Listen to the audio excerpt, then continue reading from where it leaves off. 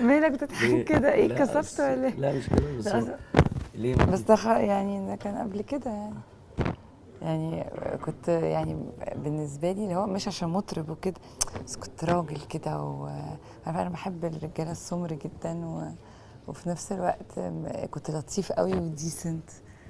طيب وانت استني بقى في ده شوفوا المحل في حكايتكم، يا تحبوا يا تروحوا على بيتكم. لا انت ساعتها يعني طيب ما اتكلمناش ليه في يعني لا انا اللي هاجي اقول لك انا لا طبعا، بس ليه يعني ما قربناش اكتر؟ ما انت عمرك ما ما انا انت كل شويه هو يقول 3 دقايق وانت تقول 5 دقايق. لا يعني احنا ليه تبعدنا؟ طيب ما تبعد واحنا ما قربناه يعني احنا شفنا بعض كذا مره، رحنا اتعشينا بره، فاكر لما رحنا مش فاكره يوم ما احمد ادم جه ده؟ ايوه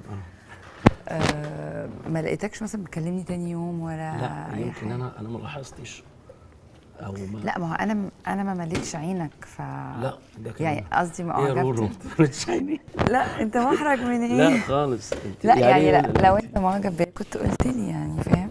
ايوه ما انا ممكن اكون معجب بحد وان انا مش عايز اقول له خايف اخسر صداقتي بيه مثلا، فاهم؟ يقول لك هو راجل بيعاكسني ولا حاجه فابقى خسرت، فممكن يعني لو كنت حسيت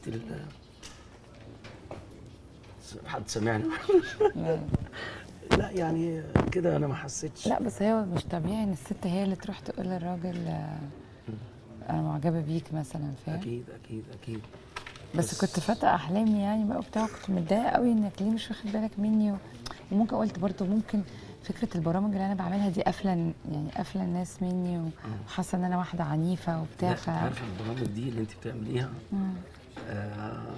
انا بكون بشوفها كل اسبوع. تتفرج فعلا والله كتير.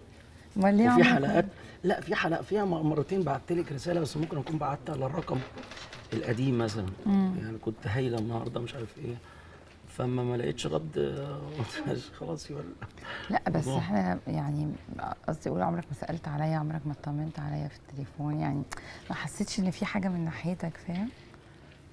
مش عارف يعني ممكن اكون ما حسيت. ممكن تكون ما عجبتش بقى، انا مش بعاتبك على فكره، اوعى تفتكر ان انا بعاتبك. مش حكايه معاتبه، انا بقول لك ان شوف سخريه القدر. بص يعني النهارده برضو يعني عشان ابقى صريحه معاك، بس ما تقولش عليا ان انا بجحه مثلا، مش قصدي حاجه، ما تفهمش كلامي غلط بجد. أكيد والله اكيد.